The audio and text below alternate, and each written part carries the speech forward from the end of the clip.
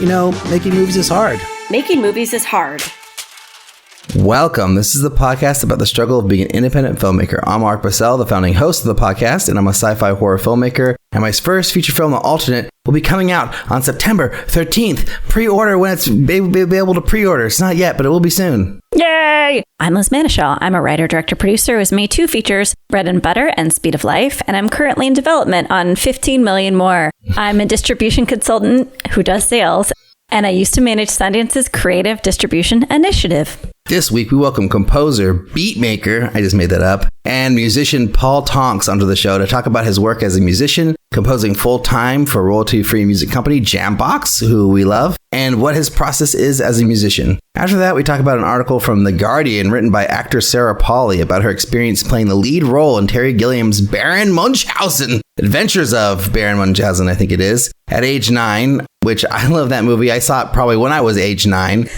But yeah, it's a crazy one. And Liz and I talk filmmaking, hopefully, and we read a listener email. But first, Liz, how is it going? Oh, it's going well. I talked to a potential investor guy today. I'm saying it as a question because I always forget to plan what I'm supposed to talk about in this section, and then I just find my way. A friend of mine from high school said that he has a distant relative who is interested in investing in films, and I was like, okay, well, this is something that never happens, and I get really overly excited. So I just got off that Zoom before our chat today, and I planned in advance, I sent in advance a cheat sheet on all my projects and where they are, and what, tried to sex them up, make them sound super exciting. And then had a chat with him where I acted so cool. I don't need you. I don't need anything. I'm a cool filmmaker. And now I have on my to-do to write an equally laid back and cool follow-up in 2 to 4 hours about how I don't need him, but here are opportunities for him to get involved.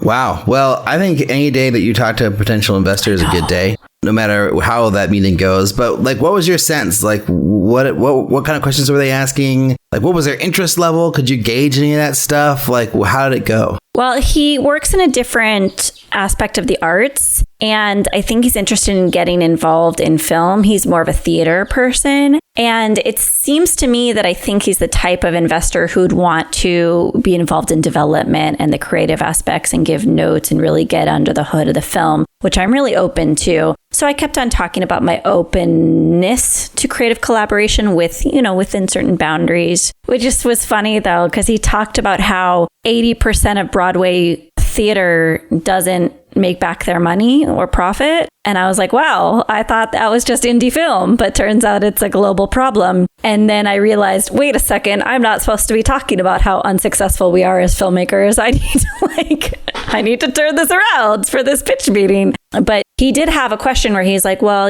how well have your other films done? And I did get to talk about the success of the first film and the relative success of the second one. And so I think that's helpful, but I had to level set and remind him that indie filmmakers are not profiting either. Yeah, I think it's great that you said that, because that, I think, is the true answer, and really the only answer you should actually be telling an investor to those questions. Yeah. Because if you're blowing smoke up their ass and telling them, no, this is a guarantee, we've got the one thing that figured this out, and we know we're going to, make your budget back at least, and probably a 10x, it's whatever bullshit. As soon as you start saying those kinds of things, this relationship is suddenly only a short-term relationship. Yeah. Even if they say yes, it's only going to be for this one movie. Unless you strike gold, or get super duper lucky and you actually deliver on your promises, which probably won't happen. But I mean, I feel like the most honest, just being honest and talking about the realities of it, that's the way to potentially forge an ongoing relationship. And even if it's not on this movie or not now, maybe it would be later, but I feel and just, I don't know, I just think that being real with people is so important. And I'm glad to hear that you did that. Thank you. How are you? What is up with you? Well, I haven't been talking to any fancy investor people, but I've been reading a new script. The writer of that movie that I'm, kind of in the middle of pitching and waiting to hear back on, he wrote another script, and I'm reading that one, and it's I'm 26, 28 pages in, and it's pretty much as good as the last one so far, which is pretty crazy. that he can write two completely different scripts that are like just as engaging. I keep on worrying every time I read a new page that it's going to like go bad and not be good. And like, there'll be like one or two lines. I'm like, oh God, I hate where this is going. And then like by the end of the page, it's like, oh wait, it's not going in that direction. Oh, it's still great. So it's funny. It's like been playing with my emotions, but I'm really interested in this new one. And it's definitely so far, like a lower budget thing. So I'm hoping to add it to my roster of projects like you have your roster of projects. Yes. Like, be like, yes, this will also be one I can pitch to people. Yes, let me have that privilege, and just see how it goes. But yeah, this guy, I really like this guy's writing. I read a script for an ISA contest. I don't know if I mentioned this already. It was great. It was cool. Like the writer, I had my talk with the writer. I had like my little like feedback session, and he was very receptive to like my thoughts. But just like reading that script, which won a contest, and then reading this other script by this guy Johnny, who I just love. It's like not even in the same ballpark. Like it's just so much better than this other script, and it's like it's interesting, like the vast like level of quality in scripts that are like both kind of at the same level, unrepresented writers winning contests, being noticed by the same organization for different reasons and different sort of programs. But it's like, yeah, one's here and one's here, and it's well, interesting. For you, like, right? For you, appeals for me, to you. Yeah. You think that the technical quality is disparate as well? I think so. I think so. I mean, I feel like the other one is technically written well, but it's not engaging. And I mean, yeah, maybe you would read it and be engaged by it. I seriously doubt it. I don't feel like maybe, I don't know. Maybe I'm wrong. Maybe it would read super great to someone else. But I just feel like it's like that thing where you're grabbed in and you're like pulled into the script to read it, versus where you're like, okay, like, I guess I'll read the next page because I have to. It's like, it's such a vast different reaction. I mean, maybe it isn't fair because the genre of the other one was fantasy sci-fi, but it was like way more fantasy drama, really, or just straight up fantasy. And then the genre I'm reading is like sci-fi thriller, like the genre I love. So like, right. Maybe that's also part of it, that like it's just a genre that I'm more into. I don't know. But anyways, so I'm doing that. I'm working on 2 different editorial projects right now. I'm an online editor for a feature film called Consumed, which I think I can say. And it's very fun. Friend of the show, Mitch Altieri is the director. Other friend of the show, Jeff Allard, is the producer. Yeah, it's been fun to, dip my toe into that project and kind of help out with all this really boring technical stuff. Like after all the fun, creative editorial work has been done, like I'm like working with Mitch, like, okay, like what should this tag say on this visual effects, shot? What should this tag, and it's like, it's totally boring, but it's like, it's really important, and we're sending the, the cutoff to the production company, which, if I can't say, I'll ask them later if I can say, but if I can say, it's XYZ, which is super cool to be working with for their sales. Yeah. Working with such a cool production company. And because they're the sales rep on the film. Yeah. And, have to put the XYZ logo in the front of the movie and all that stuff. So that's been cool. And then, I had a great meeting with Eric Parnell, a listener of the show, who's probably listening to this right now, who directed his first short film ever, really. Like, he, maybe did some stuff like a long time ago that like he didn't really count, but like this is like his first real one. And I gotta say, Eric, like I told him this in person, but this thing looks amazing. It's so beautiful. And I like the script a lot. And I have like only dipped my toe in like syncing the footage. But so far, I'm like really excited for this short film. I think it's like really impressive. And I'm thinking to myself, like, geez, I wish my first short film looked this good. Like, holy crap. So that's been fun to work on that too. So I'm like, got these 2 other things I'm doing, which are very exciting and very different than what I'm normally trying to work on with the writing. And the writing is just not happening right now, but maybe tomorrow's another day. Maybe I'll start writing tomorrow. Yeah. But yeah. It comes in waves. I feel like the bursts of creativity for writing or reading or whatever. So you kind of have to follow, unless you want to force something, you have to gotta follow the tide. Yeah. But isn't that how great writers and just like working writers do it? Don't they just force stuff and then that's how they write, you know? Yeah, I don't know. I mean, like there's the artist way method. And there's like, if you start journaling, you start doing stream of consciousness pages and you get in a daily habit, then maybe it doesn't feel like forcing and like things come out of you a little bit more easily. Like I get my pages done because I have a deadline that night and I have an hour to write those pages, twice a week. Oh, wow. But then as we've talked about before, then it's going to be a long process of polishing. So you have an hour twice a week where you do your pages for the week? Yeah. Yeah. Wow. That's a great method because that's like not so much pressure as every day. Right.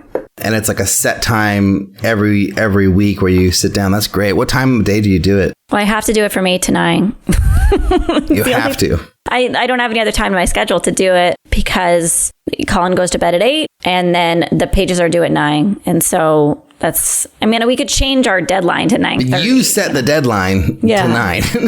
Well, actually, it's because Amy, my co-writer, is on the East Coast and she's a night owl, but I didn't want to push the deadline past midnight for her. I see. So it's a mutual deadline. It's our deadline for each other. But you're not reading her pages at 9 p.m., are you? You're reading them the next day? I'm usually reading them at 9 p.m. because the next day I have other commitments. Yeah. Wow. I kind of have to like stuff everything in little random corners of my calendar. Wow. Yeah. So no shows for you that evening, huh? You just it's like 10 pages. It's like 5 minutes and then 5 minutes to read, but yeah. And an hour to write, and then we go and we watch Frasier.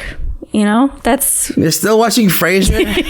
What year is this? Do you know how many seasons of Frasier there are? Oh my God. Are we like in 1995 or something? Actually, this one I think is from, the episode we watched was from 2001, I think. Wow. Yeah. It went on for how many seasons? I think like 11 seasons. Now I'm going to start Googling. Holy shit. Oh my God. Sean I thought it was done in like 1999, like when Seinfeld ended. I guess I'm way off base here. Yeah, there's 11 seasons. Oh, and it went from 93. It starts in 93. So yeah, we're close to the end. We're 3 years from the end. 2004, it was still on the air. That's crazy to me that Frasier lasted that long. It's a fun show. I think I probably watched the series finale. I mean, I like that show. Like I used to watch it. Well, don't give it away because I don't know what happens. So I'm blind through Frasier. I'm past the point of where I know what happens. Wait, so you didn't watch it as a young person? You're just watching it now? Why?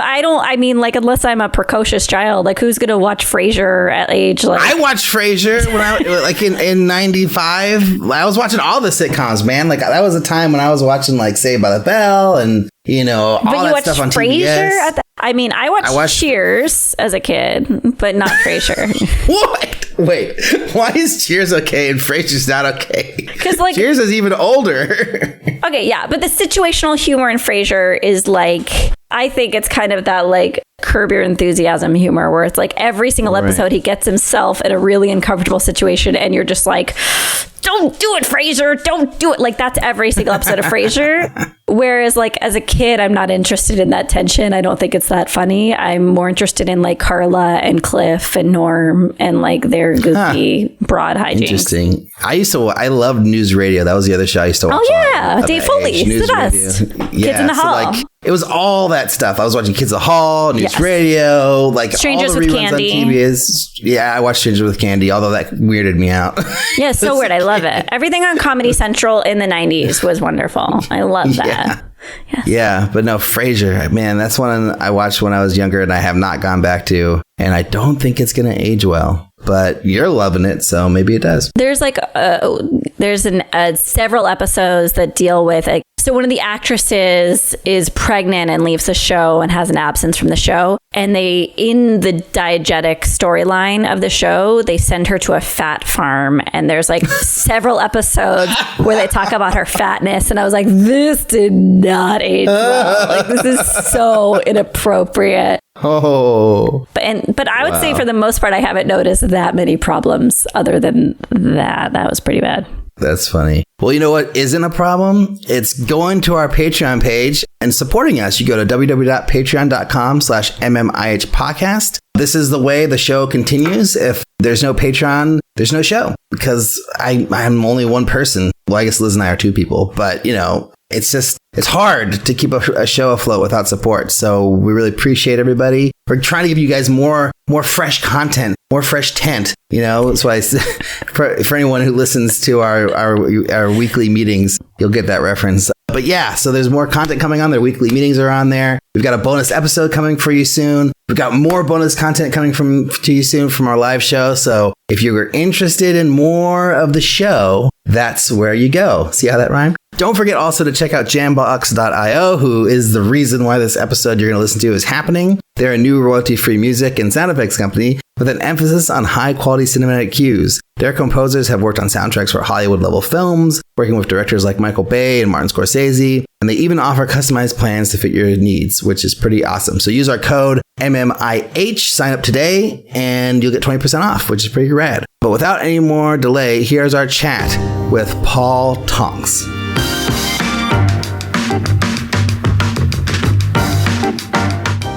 Hello, Paul. Can you give us a short bio to how you got to where you are? Short bio. So basically, I was about 14 or 15 years old. I was sitting on a couch. I had never played a musical instrument before, and my friend had a ukulele just sitting there. And I picked it up and I started trying to play that White Stripes song with the bass line. Dun, dun, dun, dun, dun, dun. Seven Nation Army. And eventually I figured it out, and I had some type of thing where I was like, I think this is for me. And I then went out and got a guitar. I played guitar for years in different bands. I then went on to start producing and recording bands around the age of 17. From there, I was signed to a dubstep label. I started getting into EDM. I toured around. I actually, after that, I ran my own recording studio downtown Toronto. And after that, I got the job with Jambox, and here I am. So that's it in a nutshell. And what do you do at Jambox, just to be super explicit? I compose for sync licensing over there. So what does that mean? I compose beats, and then people get to use them pretty much for whatever genre or emotion that they want to use it for. So most of the time it goes into film, TV, media, etc.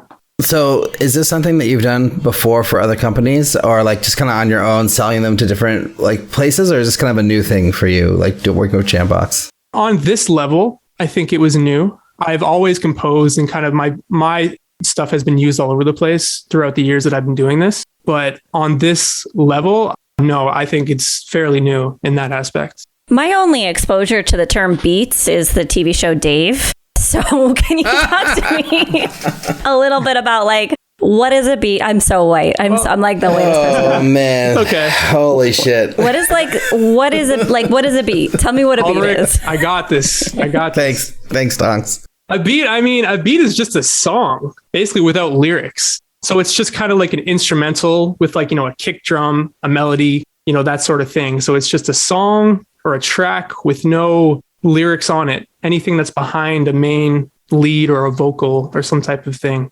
So that's kind of, in a nutshell, what I would describe a beat as. So, just a little bit of background for those who maybe don't know or do know, but there's tons of these companies like Jambox. I mean, maybe not tons, but Premium Beat was one I used for a long time. Killer Tracks was a big one before it got taken over by Universal, just became Universal Music. But as an editor, I used, Premium Beat a ton, back when I was editing. That was a huge part of my process. And then, now at the job I do now, I'm a post producer. We have a huge list of different companies that we go to for this. Some that we have subscriptions at, some that we just pay, per track for. So my understanding of how this whole worked was that that you just sold your track to them and then they paid you out as they went through. But can you give us a little bit of breakdown of how it actually works? Because this is a huge industry that I've used a ton, but I don't really know a lot about how the process actually works. So I can tell you from the artist perspective, I don't know the internal of their structure other than, the main things of the subscription service versus buying a single track for a project. On my side of things, basically they'll pay me a lump sum for a group of tracks, and I'll get to keep maybe 50% of the royalties on that. So my offer my boss there, he'll just say, hey, like we need, this sort of track we need for this project. And then I'll go and make like a group of those tracks in the same sort of style together. And then he will pay me a lump sum and I'll get some royalties on that. And then they go to the website and various places. And that's kind of how I work on my end. As an exclusive artist, that's how you work. But was that how you would work before as a freelancer, or is that kind of like the new deal? Freelancing is all different in different areas of the music industry. I think everybody does it differently. Some people will pay you out for tracks. Some people will give you royalties. For this particular one, it's just, I'm going to pay you a lump sum and you're going to get some royalties. And that's how it's going to go. Nice. It's like rev share versus licensing. I understand it from a film distribution perspective, but not from a music. Well, okay. So Ofair is like, here's your assignment. And what is the assignment? Is it like, I need you to make things for a thriller? Like, is it that vague, or is it like, I need you to make an 8 count with these instruments? Like how much direction are you given? He'll give me a bunch of reference tracks for the most part. And he'll be like, hey, like we're looking for something similar to this sound for this style. But he'll also give me some emotional cues, such as like, we want it to be upbeat. We want it to be happy, either that or sad, something that I guess as a filmmaker, you would kind of look for an emotion when you're looking for a certain sound. So sometimes he will describe that sort of thing. But most of the time it's like, he gives me a reference. He's like, hey, let's go off of something like this and make it your own, so I'll do that and it'll just become something completely different, but in the same kind of niche at the same time. But there's no like visual or story that you're imparted, right? It's just like these vague emotions. I'm just trying to think it seems like an impossible task. Obviously you have all of the qualities to make it happen. But how do you go back and write a story in your mind for this cue from beginning to end? Or is it just kind of doodling, so to speak, around on instruments? I can tell you guys are filmmakers, 100%. That's exactly how a filmmaker would describe it. And I absolutely love that. I think that, a lot of it is emotionally based. When I'm composing, it's like I'm trying to convey a certain emotion, a certain message. But in this case, it's more like, hey, like we want this to like be at this tempo, this speed, this sort of beat, and the mixing aspect, some things going on there. But yeah, it is similar in a way. I think there's a lot of similarities between filmmaking and, trying like music producing as well, or music composing and creation, especially like with you guys, with your making movies is hard. It's like a similar thing here. I feel like there's a lot of, making music is hard too. So yeah, but that's kind of how it goes in terms of the how we get into the creation process. So when you're making these songs, like, are you doing everything on a keyboard and then using like digital instruments to fill in the pieces? Or are you like busting out your guitar, busting out the drums? Like, how does that whole part of it work?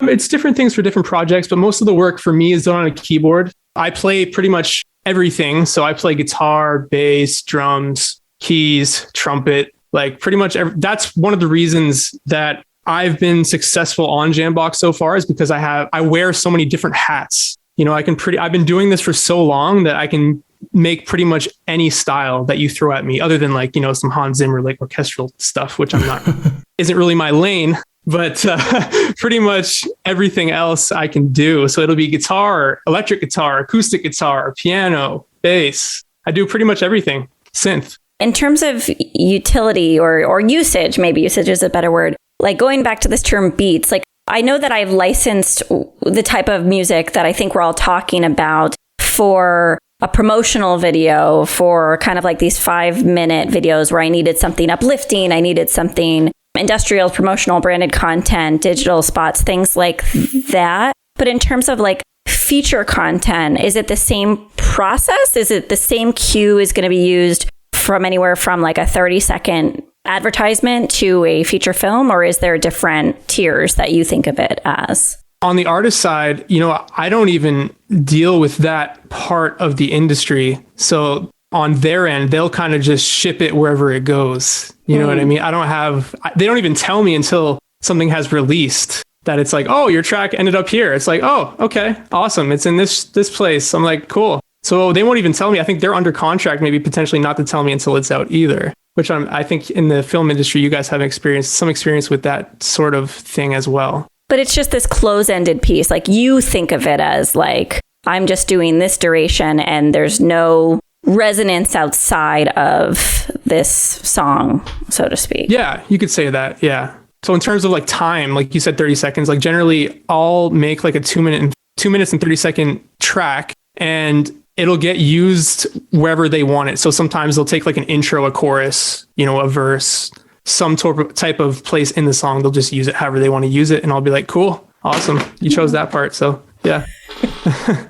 So I actually want to talk a little bit more about your history as a musician. Cause on the show, we mainly talk to filmmakers, and, anyone who's making movies is generally not making money on their movies like at all, or certainly not early on in their career. But it sounds like you've been doing music and making a living at it for a very long time. So just love to hear about that. Is like that true? Like, have you only been like making music as your primary source of income for 10, 15 years, or like has there been other things? Like, what has your evolution as an artist as far as like paying the bills look like? Oh, it's not like that at all, man. I was broke just like the rest of us for the first 10 years. I was knees and elbows in the mud trying to survive. Even getting signed to a label at an early age at like a mid-tier label, it's still nowhere near enough to survive. So I've always had to have like a side gig going on. Fortunately, right now, the past maybe 2-3 years, I haven't needed that. I've been luckily able to do this full time. But no, the struggle's definitely been real for a long time, as you guys can probably relate as filmmakers. But you probably know that persistence pays. And I think that's a good thing to take away is like, you never know what's going to happen in 15 years. I struggled. And then you get one door opens and then it's like, boom, here you go. The gateway is opened. Are you in the boom right now? Is it boom for you? I don't know about boom, but it's like fireworks. Like, I don't know. It's not like a nuclear explosion. It's like a firework type of boom. Yeah. enough to pay the bills. Enough to pay the bills. Exactly. I'm not I'm not eating at the keg every night, So like talk about what that was like. Did you have like a day job? Like, were you working in the music industry? Like just doing a different type of job? Like when you got signed, like everyone hears that, like everyone wants to get signed, like getting signed. Oh my God, you got signed. Incredible. But like, just talk a little bit more about like what that experience was like for you, like what you were doing to make it work, and like how that maybe isn't what everyone thinks it is, like as far as this big moment in an artist's career. Oh, I've signed different record deals in my life. So the one with Ofair was the most awesome because I officially got to be like, okay, I get to do this, kind of for a living for this amount of time. Whereas with a record label, it's kind of up in the air sometimes as to what you're going to do and how much you're going to make because you have to sell. So depending on how much you sell, that's how much you would end up making. So it's not a for sure thing. The contract that I'm in now is much more generous than that. Like I was working as a porter at a hospital downtown here in Toronto for like a long time as a side gig. Even when I was running my own recording studio, I was doing that on the side just to kind of pay the bills. So only recently has that changed, the past 2-3 years, meaning recently. I don't know if I'm using the terms right, but like what's the coolest placement of one of your pieces of music? Like, I know you find out about it after the fact, but what is like the brag worthy or the one that you feel like a little prideful about? I got on the BBC recently. It's very cool. So there's that. Very cool. Yeah. So that was a decent one. A couple projects, a couple little commercials here and there for different networks, like normal TV networks type of stuff. Yeah. No, that's thrilling. I'm excited for you. Thanks. Like other than that, I've had like back when I was doing EDM, I've had projects show up in quite a few big DJ sets and sort of that sort of thing. But so I'm very happy to be included in some type of film and TV work. That's like an awesome thing to see. So I want to go back if we can. I mean, I think big picture stuff is really good, but in parallel to that conversation, I guess there's something about the creation of these songs that confounds me in that, like, let's say Ofair says, I need a happy song. And you think ukulele is happy. And he's like, well, my grandfather died when a ukulele, like whatever it is, like something like a little extreme. I mean, it's all subjective, right? Art is subjective. And so I'm curious if you have any experience about being on disparate pages with regard to an assignment. I don't think we've ever been very separated with that because he's always very clear into what that he wants for a project. Like, for example, I did like a synthwave album, like a Drive soundtrack type of thing. And it was obvious that that was the sound that we wanted to go for, and like, I'm doing like kind of a funk, like disco type of thing, like this artist called Tuxedo Next. So it's always very defined. It's like, this is what it's going to sound like. So we never really bump heads on that. The odd time he'll be like, hey, like this isn't really what I'm looking for, go in this direction, but it's always within the same niche. I don't have to jump too far ahead of what I've already done. It's just kind of some adjustments, but it's always very, very clear and defined on what type of project that we're going to work for.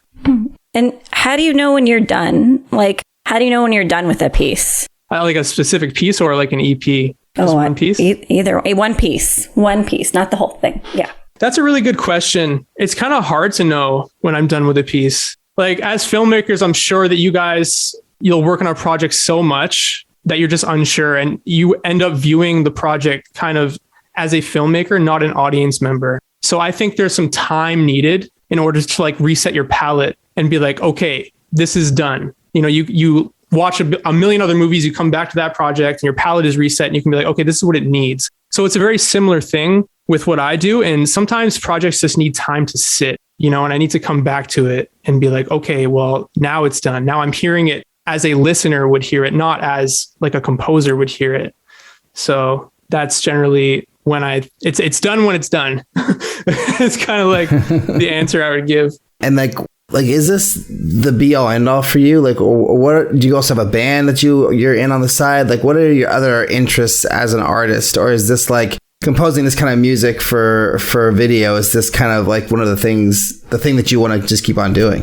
This is one of the things that I've definitely always wanted to do, but I do a million other things on the side here. You know, I'm working with I still produce and record many artists here in Toronto on the side. It's a big one. I mean, in terms of what I'd like to do, I mean, I'd love to score eventually, like getting to some real scoring. Like, I think that'd be an amazing process and I'd learn a lot from that. But yeah, right now I'm working with a lot of R&B artists here in Toronto. I'm doing a lot of my own stuff. Yeah, there's always another project to be done with what I'm doing. Have you ever scored a film? You said you want to do it, but does that mean you want to do more of it, or you've never done it at all? I've never really touched that side of the industry, no, but I would love to do it. I mean, I've applied music to video many times. I've made many music videos-ish and had to like kind of apply an emotion to a visual scene. Like I've done that quite a bit, but I'd love to like get into some real deep scoring. I think that'd be a really cool process. So that's definitely on the bucket list, I think, you know. So I was going to ask about like working with other artists. Like what makes you decide that you want to, you know, go through all the trouble of producing an album and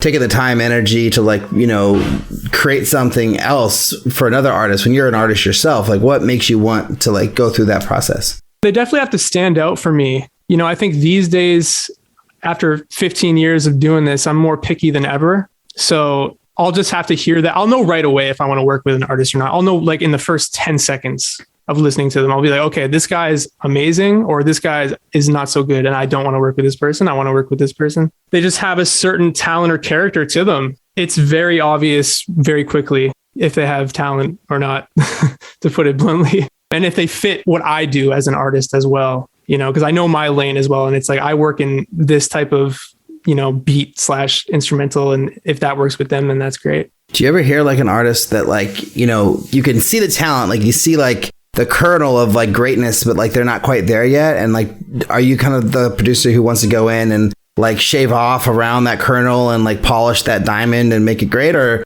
are you kind of looking for, you know, artists that are kind of already formed that you can like help elevate with like their next album or something? I mean, I'm okay with both. I mean, I've taken artists from when they've never entered a studio or sang a line before in their entire life, and I've turned them into something pretty decent. And I've also worked with artists that are a bit more far along the line. And I think both are a really awesome process. I definitely enjoy working with an artist from the ground up because there's just some sort of very fulfilling thing 2 years down the line where you're like, look at what this artist is doing. They're on this radio station, they're doing this. So I think both are very cool. I'm definitely open. You know, I'm not going to say, no, I'm not going to work with you because you're new. I've never, you know, say that to someone. What is okay, again, an annoying question. What's the difference between composing for sync licensing or whatever, producing and engineering? Can you lay it out in a clear way for our listeners? Yeah, that's a great question because I think that everyone listening is probably asking the same thing, right? That's so common. Even people in the industry are like, whoa, what the hell's producing? Like you just play on the keyboard or what, you know? So composing for sync licensing, let's look at it as composing for film, but it's just for one-off projects type of thing. I'm just like, I'm creating the music for a certain project. Producing is a very wide term and it can be used in a variety of ways. I think producing could be like you're helping an artist kind of write a little bit more on a track and you're working on the instrumental side of things. Producing could mean, hey, I'm working on this beat. Engineering would be the complete technical side of the industry. So that's going in and making sure all of the elements in a track kind of play well and sit well in a mix together. So you're EQing, you're mastering, you're compressing, you're doing all this really technical stuff to make sure that the track sounds good on like every set of monitors or sound system that you could possibly try. So that's just a purely technical job. Yeah, that's probably the best I could do it. Try to explain that one. Like, what would you say to other artists out there who like, want to do this kind of work and want to get paid for their music that they create? They're like somebody who like maybe doesn't have any experience in like a professional capacity, but just is like at home with their system, like making tracks all the time and like has like 50, 60, 100 tracks that they want to like monetize. Like what advice would you have for someone like that?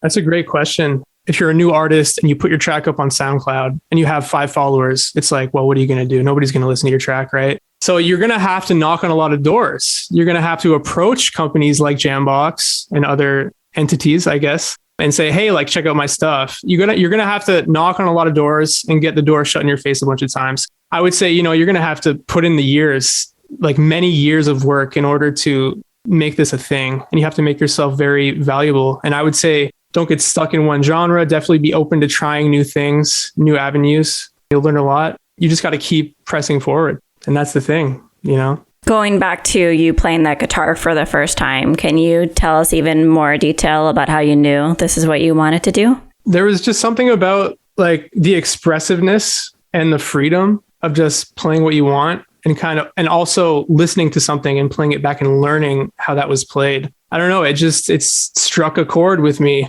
you could say.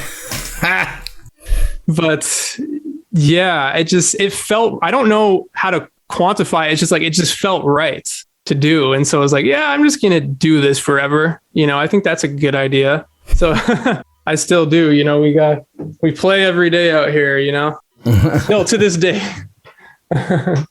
What kind of, financial investment does it take to like kind of do the work that you do? I see you have like, a nice mic, you got nice speakers, you got tons of instruments. Like, is it something where like, oh, you just need a keyboard that plugs into your computer and you're all set? Or are there like other things that you need in order to actually be successful at this business? It depends on what style of music you're trying to do. Obviously, I have like a ridiculous amount of stuff here that I've collected over 15 years. But these days, you don't really need much if you're starting out. You can get like a little pad with a drum pad. Like I'm showing this to the screen right now, one of these, and just, get some samples and you're good to go. But, if you want to play like more rock stuff or more stuff that requires a live band, orchestral stuff, then you're going to have to shell some cash out for some good preamps, some good instruments, and some good microphones. And those are not cheap. But no, I mean, you can make a keyboard and a drum pad work for a very long time in this industry, and I think many people do. Some people don't have much at all and they're producing massive tracks. So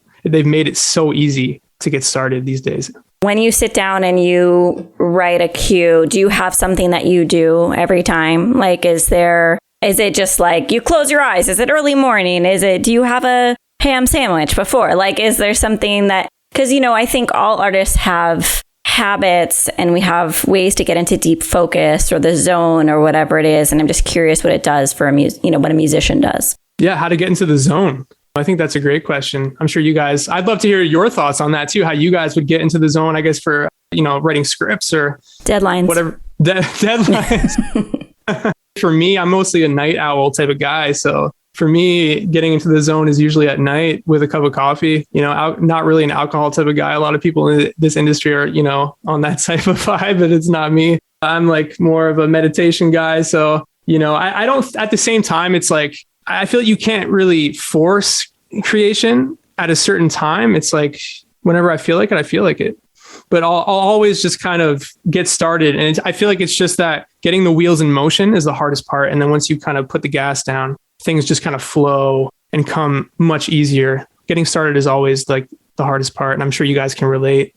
I mean, is that a similar thing? Like, do you guys have certain times that you like to write or deadlines, as you said? You get like go ahead. I don't know. It's like when the muse strikes, you know? It's like, for me, it's like if I get an idea that I feel really passionate about, it's just trying to get that idea out, like, while I'm still passionate about it. But the problem is, you know, being a father, having a full-time job, working on other projects for people, doing all these things, making a podcast, it's really hard to find the time to actually just do that and just write it out, you know? So I take any chance I get. Like if I'm on the toilet, pull out my phone, write down an idea into my phone. If I'm like, you know, right before I go to bed, like try to take 20 minutes to do it. Like, you know, if I wake up early in the morning, try to do it. Just try to fit it in. That's like, I have a 10-month-old daughter. So it's like, that's my mode right now. Maybe when she's a little older and like things are a little bit less hectic, I'll have a better like process. But like, Liz, don't you do time blocking, right? Don't you time block for your schedule? The only time I can write is after bedtime.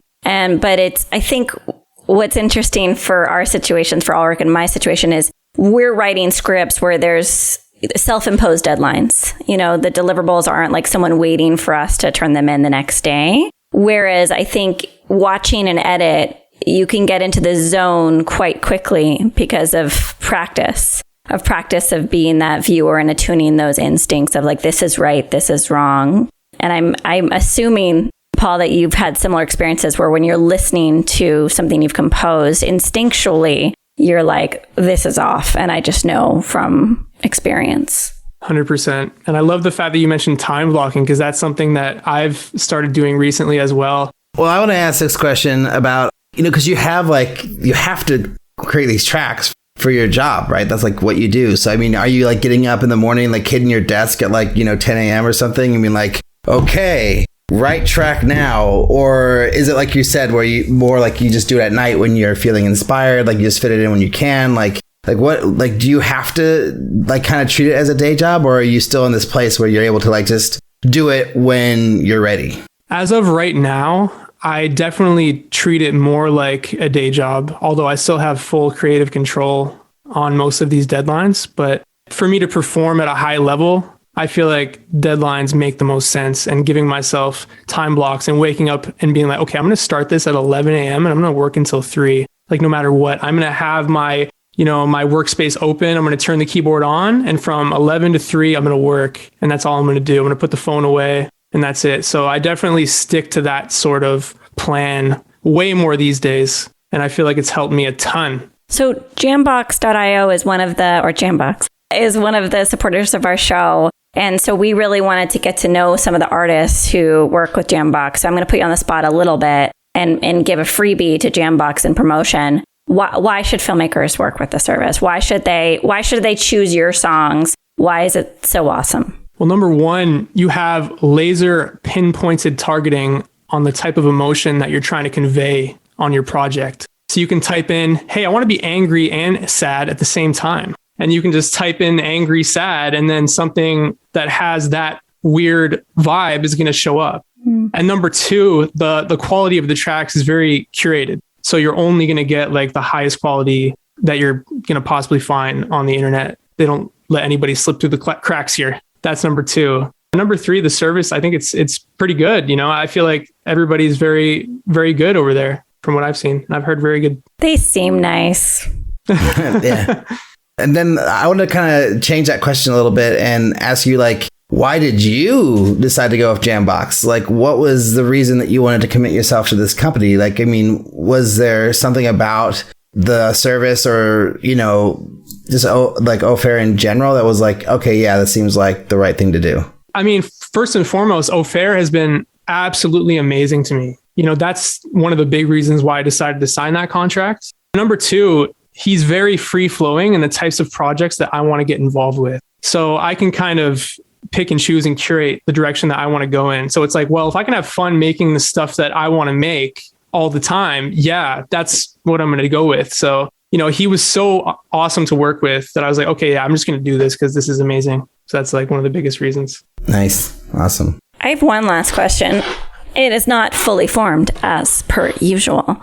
What is your response to a filmmaker criticizing the service in some way, being like, well, I'm not going to use this. Like, I don't want to manipulate my audience. I want a composer to create something from scratch just for me. I mean, there are a million arguments against anything in the world. creatively. And there may be some reticence from filmmakers to the idea that they're picking moods instead of something related to their project specifically. Do you have any sort of response to that irritating claim? Well, I think that, films have a very important thing called budgets as well. And they have another important thing called deadlines. So this solves both of those issues in like the easiest and most efficient ways possible. I haven't really heard those criticisms, though, to be fair, but also I'm not, in the scene as much as you guys. So I wouldn't really be getting asked that. I was just thinking of like what would be a counter argument to the service. I don't think that there's any buzz about. No one's talking about it. Don't you worry. It's like, no, you're fake, dude. We used to score our own tracks back in the day. Well, from my perspective as somebody who uses these services, the thing that really comes up a lot is that you just hear the same tracks all the time. Like I'll be watching like some commercial or corporate video or whatever, like something like on someone's website, and then all of a sudden it's like I hear that. And it's like, oh yeah, we just had that in 3 different videos on the company in the last 6 months. And so the thing that excited me about Jambox is that it's all exclusive, so that that doesn't happen, and like you are not making your tracks for other companies. Like your shit's not gonna, your music is not gonna appear on Premium Beat or any of these other services. So I think that's one of the interesting parts of it too. But I mean, I don't know. Was that one of the things that attracted you to it? It was the fact that like your music's not going to be everywhere, all over the place. That you're kind of like you have to go here for Tonks' stuff. Honestly, that's something that I never really thought about. When you mentioned, my track, you're going to hear the same track over in different places because everybody's using the same service. That's something that never really crossed my mind before, but that's an interesting point. I think the good thing with Jambox is there's always new stuff coming up all the time. I think the chances of that happening are pretty small. But other than that, I think it's all good on that front, man. Nice. I think we're ready to move on to our final 6 questions. Ulrich, what do you think? Yeah, let's do it. So the first question is, what's the first song you wrote or a piece of music you've written? Oh, God. I can't even go back and listen to the songs I make a year ago, let alone 10 years ago. I think it was probably some emo guitar track. I had the hair back in the day, so it's probably one of those with some bad singing on top of it. But no, I wouldn't be able to even listen to it. I think I would cringe about 100 times, and it's not going to happen. So what's the best music advice you've ever received? I've ever received? Probably just do what feels right. One of my buddies said that. One of my friends is actually composes for A.R. Rahman in Bollywood movies, and he's always telling me these sorts of things. Are you guys familiar with that scene at all? Like the Bollywood scene? I just know that one name because of, that movie that everyone's seen. Oh, okay. The Danny Boyle movie. What am I thinking? Oh my God, you guys.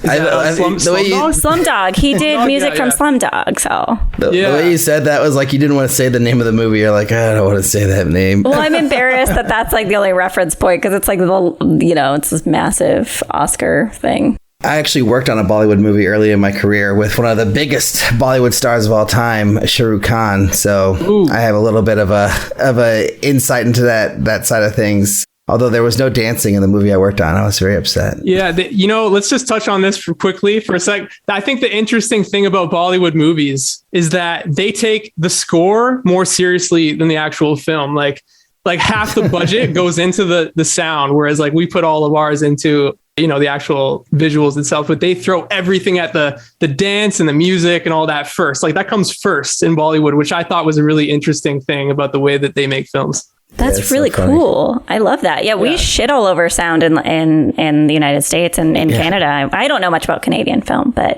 in the US, we just are like, find a sound recordist. Hope for the best. Yeah. Have you had anyone give you any bad advice with regard to composing or working in the music industry? And if so, like, what would you encourage people to not pay attention to? I mean, I can't think of anything off the top of my head, but I can think of some general things, kind of like people saying, oh, like stay in your lane, like you're only good at this. I would say don't be afraid to try new things and new genres. It's like if you're a country artist, give hip hop a try. Don't be shy, like don't be afraid to try some new things and get some more experience in different areas. Do you have a goal as a musician? I mean, I would like to continue to do this full time for as long as possible, but I mean, I would like to, hit the top 40 like Billboard for sure. Like at some point in time, I'm working on that right now with some really good, talented artists. So I think I can see that in the future for sure. If you could go back in time, what's the piece of advice you would give yourself? It's a piece of advice I give myself. You guys are asking the real questions here. Don't get so emotional about the small things, because that can just absolutely snowball and turn something small into something huge. Like, don't let those doors that are shutting define who you are. It's like, you just got to keep pushing and stop being so emotional with this, just keep going. Don't stress the small stuff. Paul, is making music and movies hard? Yes. It definitely is. I think it takes a long time to really get this nailed. I mean, how long have you guys been doing this for? Writing scripts in the film industry, whatever you do, how long have you guys been doing it for? Oh, God. Well, I don't know. I have different starting points that I gave myself, where it's like, this is where I really started. And, when I made my first professional short film in 2012, that was when I really felt, so that was 10 years. But before that, I had, worked on sets and, I had made other movies in high school and in college and stuff. But that was to me my beginning, where I can be I've had X amount of, years in the profession as a professional, but it's actually been more than that. For sure. I had a moment like you did, Paul, where I had kind of I'm agnostic, but I had a weird epiphany moment, right? Yeah. And that was when I was 16. So I am one legally drinking human worth of years of working towards making it in this industry. Say no more. Wow. It's a good way to put it. Yeah. So Tonks, where should people go to find your music? Where can they check you out? Is it just on Jambox, or do you have other places people should go? It's everywhere. You can go to tonksproductions.com and you can check out a lot of my stuff there. You can definitely go to jambox.io and you can type in Tonks and all my stuff will show up there. So you can check out my artist page there. If you just Google Tonks on YouTube, I'm sure a bunch of stuff will come up there. So, but also lots of things that aren't related to you. I thought you were named after Harry Potter. Yeah. And I've been avoiding saying Tonks this whole time because I just keep on picturing what I know to be Tonks. But you have replaced her in my mind. Don't you worry. I know I've been competing with that on the SEO spectrum for many years now. In the Google search algorithm, I've been competing with the Harry Potter for years. So I'm still fighting that battle, and eventually I will win. You will win. So yeah, I will beat out. Thank you.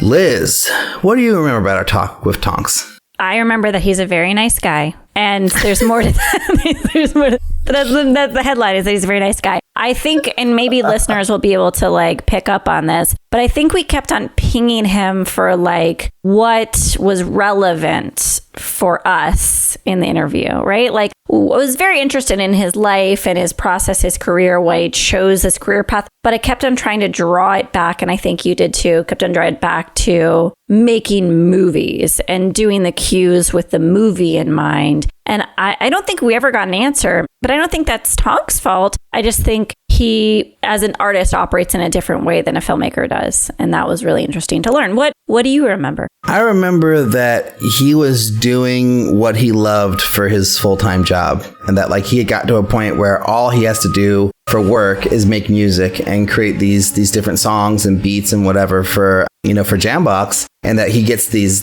prompts, and he works off the prompt. And I thought that whole process of how those songs come into existence was really interesting, and hearing a little bit more about the background of royalty-free music apps and programs, and what the model is. I thought that was really interesting because I've used them for years, but I just thought that, people maybe just submitted their songs, that they just had laying around, or maybe they make songs for themselves that they thought would be good for videos. Maybe some people do it with videos in mind, but hearing that's a whole industry where they hire people to make these, and they're on commission, or they're internal people who work actually for the companies. I thought that was all very fascinating and interesting to learn. And yeah, like you said, he's a very nice man. But it wasn't. I don't think it was the revelation we were hoping for with filmmaking and composing and making things for movies or for videos. But just hearing about that side of the business, I think was interesting and relevant. So I hope people enjoy it. Yeah. This week,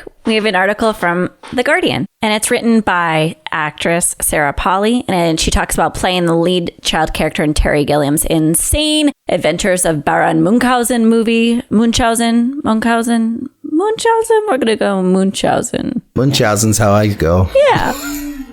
And she details how she was overworked, how she was traumatized, and even started an addiction to coffee at age 9, among many other scary things. What did you think of this article, Ulrich? I thought it was very interesting and eye-opening because I guess in some ways, like, I'm not surprised, right? Because, like, in the 80s, like, you know, on a movie that was, you know, like, really famously a train wreck. You know, like, that's like not a surprise. It was like over budget. It was like it was like critical, a really long time to finish it. Like, it was just really this crazy, spectacular failure of a production. Like, it's not surprising to hear that they didn't do things perfectly and that they, like, you know, had like live explosions that maybe were a little bit too close to the actors and definitely too close to a young child. You know, that's all terrible, but not shocking. What is shocking is the way that her parents, like, weren't aware of the situation and weren't, like,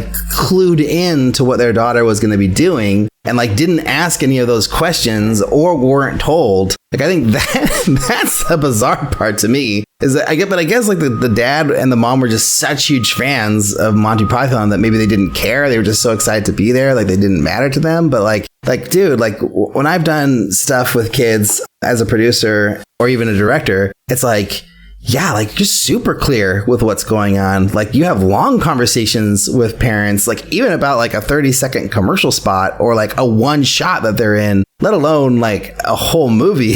So it's just like their lack of like taking initiative to like have these conversations with the production team and then not listening to their daughter when their daughter is crying in their arms and like saying she doesn't want to do this anymore. Like, just be like, no, do it anyway. It's like, really?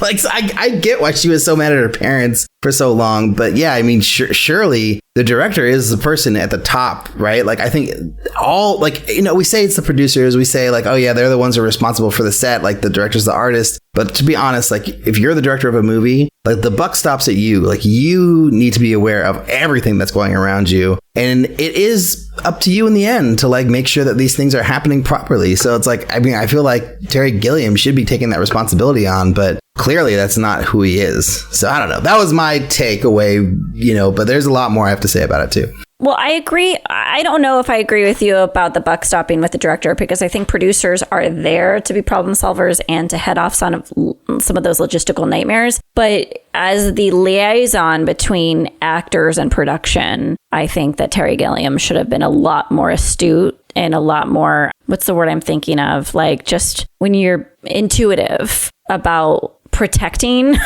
9-year-old child on his film set. I thought it was so fascinating as you read the article and as you read the exchanges between her and Terry. She's able to put her feet in the shoes of her parents, in the shoes of Terry Gilliam. She never talks about the producers of the film like I wish she had. But it's like, this isn't an article where she's just like irrationally yelling and exploiting a traumatic childhood for own benefit and for attention. She really seems to have like the most thoughtful, forward-thinking goals for drawing attention to what her bad experience was, right? It's like she really just wants to prevent this to happen in the future. And I thought that was really, really sweet. But yeah, I just kept wondering, like, where are the producers? Where are where are the bosses? The producer is the boss. Where's the boss? Who's the boss? Where's the boss? Right. I think that's the problem, because I think he was one of the producers on the movie. Yeah. You know, and it's his movie, like, it's his thing that he's pushing forward. So I feel like, to me, that's where it's like the responsibility comes in, because like if it's your movie, it's like you wrote it, it's your creative vision, you're willing this movie into existence. Like, you should be holding yourself accountable for all the things that happen on your set, you know, like, because it is you know, you're asking for this. You want this to happen. Like, you can trust that other people are doing their jobs and that they're doing everything safely. But if you see something that looks weird or is not doing properly, it's like, I do think it's your responsibility to say something. Like, you should go to the producers or whoever's in charge and be like, hey, this is not safe for, Sarah to be running through this stuff. Like, let's can we make these like more mild? Like, can we space them out or whatever? But like, that's clearly not what he's thinking about. He didn't give a shit. He's thinking about his movie and himself. He's not thinking about the other people who he's risking. And I think this is like goes into the whole mad genius thing that they were talking about, or she's talking about in the article, and how like, he's just this mad genius. So it's okay. Like, we'll do whatever he wants because he's got this creative vision. I feel like that total line of thinking of like just giving people like the freedom to be a-holes and to, not value other people because they are this creative genius that we're holding up on a pedestal. Like, I think that is like thankfully going out of style, but I think it still is in existence. And I think that we should stop putting these creators like on this pedestal and like allowing them to be sons of bitches to people and like not treat other people like human beings because they think they're better than other people or whatever, or because they wrote a movie or directed a, or who cares? Like, they shouldn't be given that sort of treatment. It's just wrong, I 100% agree with that. And I'm just thinking back on, I used to do casting, especially when I was at USC Film School. I cast all my projects and then I cast my friends' projects. And I did do a few things where I cast minors. And I remember some of the parents not asking any questions and really just being like, whatever you need, she's there. What do you need? And I remember some parents, I shot a music video that I'm incredibly proud of. And one of the parents overheard me and the producer talking about how we didn't have the budget for lunch and we were going to cut corners. And he went and he paid for a lunch for the whole production. And it's like, that's very nice. But it's also like, that's not it. And he did it because he's like, well, I want my son to have a really good time on this set. And I want you to not worry about it. It was like this, like, yes, that's a wonderful byproduct of not having boundaries. But also it's like, it's not his responsibility to pay for a lunch. It's our responsibility to take care of his son. And too often parents were like, whatever you need, our daughter can do. Whatever you need. You want us to be there? I'll make it happen. We will drive from Las Vegas. We'll drive from here. We'll drive from there. We'll be there. And it's for that same reason you're talking about. It's not always just the director that they're worshiping. It's film itself. And like, I remember being in film school and being very like a neurotic, risk adverse person. But then you gave me a camera and I was like, I'll do it. Like, I remember like being pushed down a hallway, like riding in a hospital gurney with nothing securing me on it and holding the camera and just being so excited that I was in the midst of the drama of capturing the movie. Like, I think the power of the movie sometimes gets you to do things that you really shouldn't encourage yourself or others to do. So our business is totally screwed up. Totally screwed up. Yeah, it's crazy. And like, I don't know, it was kind of weird because like, she says all these things and like puts all this, like a full account of her experience out there. But then at the end, she like says like, my daughter and I watched it and she got scared. So we're going to turn it off. But then she's like, no, I want to see what happens. I want to finish it. And like, we're watching this movie and like, so she kind of glorifies it in the end too, a little bit about how like, even though all the pain and suffering, it's still a magical, amazing thing that they created, despite all the pain. And it's like, I don't know, that's kind of a conflicting, like confusing sort of. She's holding two thoughts that are complicated in this, in two separate hands. Exactly. Yeah. But, and I don't know. And I understand like, it's good that she finally is like holding Terry Gilliam accountable and everything. And like, kind of came to that realization that it is him who is responsible for this and should be held accountable. But I wish she would email him and tell him that directly and not just put it in an article, And I mean, I get why she wouldn't, because that's uncomfortable. And who wants to write that email, like calling somebody out on something? But I mean, if they had this great email exchange, and she like let him off the hook, it's like, I don't know. I feel like it's fair to him. And like, he's not going to grow or change if like, she's not holding him accountable directly and like telling him to his face or through an email that like, no, like this is something that I think that you should have, taken on, and you shouldn't be allowed to like, get off the hook and like, oh, it wasn't my fault, like, because it was your fault. It was definitely partly, it was a bunch of people's fault, but you are definitely should be held accountable for that. And I don't know. I guess maybe I'm not sure if that's right or not. I mean, because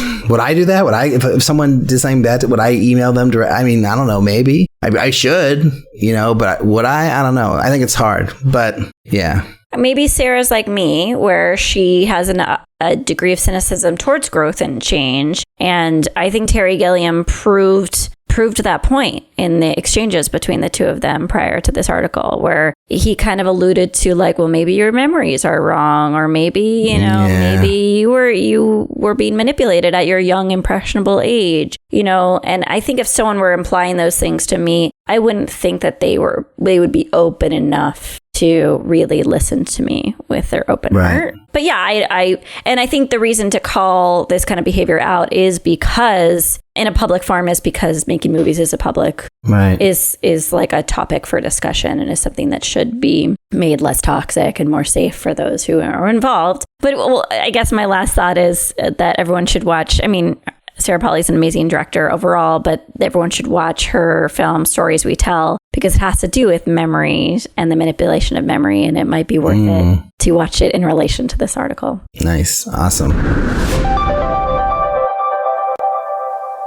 All right, well, we got a wonderful response from one of our newest Patreon members, Steve Sloan. And, when we shouted him out and gave him a happy birthday, he hadn't written this yet. And so we lost the chance to shout him out properly on the show. So I wanted to shout him out now and read what he wrote to us on the show. So here's what Steve had to say. Been listening to MMIH since single-digit episodes. Wow. Awesome. I've really enjoyed listening to Ulrich's journey as a filmmaker. That's very sweet. His insecurities have often echoed my own, and while I occasionally shake my head at comments like, "The Green Knight is boring," I always enjoy his genuine excitement when talking to other filmmakers. Liz has been an amazing addition to the show. She's been a driving force, and I'm constantly wowed by how honest and probing they both are with their questions. I feel like Liz and Ulrich always get more than I expected out of their guests. Keep it up, gang. Wow. It's nice. It's very, very nice. Thank you. Yeah, very sweet, Steve. And I guess I think I have to admit that maybe I'm wrong about the Green Knight, although I can't imagine how. But yes, maybe I am. Don't admit it. Don't, Ulrich. Stay firm. Stay obstinate. I haven't watched it yet. I haven't watched it yet. I wouldn't waste your time. But yeah, no, I'm staying firm on my opinion. I'm not ever going to watch it, but maybe I'm just not seeing something in that other people are. And I mean, he's got such great actors in that movie too. They're so good and so boring. Anyways. But Steve, thank you so much for contributing to the show. And Steve, we started doing this thing per Steve's request where we repost the episode to our Patreon page so people can comment and have a little chain of interaction between the different patrons on the show. And, Steve wrote a comment as soon as it was posted. So Steve, thank you for contributing. And I have to finish reading it and then I'll respond if I have anything to say. But thank you, I guess, basically just for being part of our wonderful community. It really is wonderful. If you want to respond to Ulrich's never-ending criticism of The Green Knight, you can send us a comment, question, or suggestion to podcast@makingmoviesishard.com. If you like the show, you can leave us a review on iTunes. Check us out on Facebook, Instagram, Twitter at MMIH Podcast, YouTube at Making Movies is Hard Podcast. We want to shout out the International Screenwriters Association. The ISA is an organization designed to connect writers with filmmakers through a number of programs they offer. Consultation courses, contests, publishing your log line to a network of industry professionals. Go to networkisa.org, sign up for free today. Thanks to Paul Tonks for coming on the show, for the folks at Jambox.io for setting this up. Thanks to our fantastic editor, Jeff Fryman, for doing the editing. Thanks to our equally fabulous producer, Eric Toms, for being awesome. Thanks to all of you for listening, and talk to y'all next week.